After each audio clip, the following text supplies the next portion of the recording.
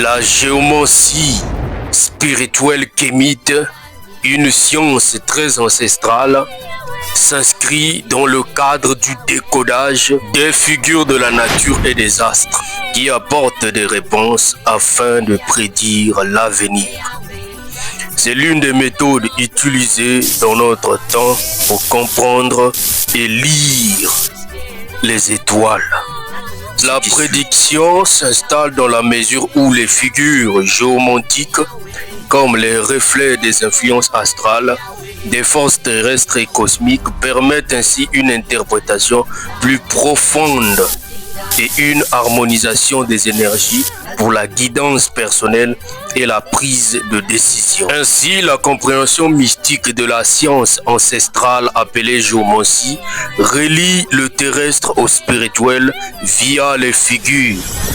Dans l'ancienne Égypte, les Sangoma et les Sanusi donnaient des réalités à la lune, c'est-à-dire qu'ils interprétaient ce qui allait advenir, ce qui allait arriver à travers les astres. Nous soulignerons explicitement celle de la lune. Quand la lune en croissant regarde vers le sud-est, car c'est une réalité jusqu'à nos jours, c'est l'apport d'une séparation, d'un détachement. Mais cela apporte également une présence de la domination. Pendant cette période, il y a plus de naissances de filles que de garçons qui naissent sur Terre.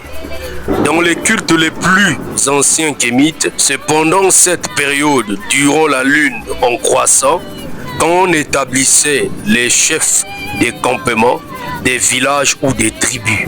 C'est aussi une période à laquelle les êtres des eaux viennent énormément sur Terre. Alors parlons de la lune en croissant au sud-ouest. Cette forme de la lune en croissant au sud-ouest montre la maturation des plantes. C'est un temps d'étude et de maturation.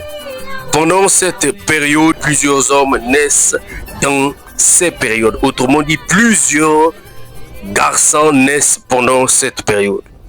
C'était Manangoya Girate, le grand Félix de Cam.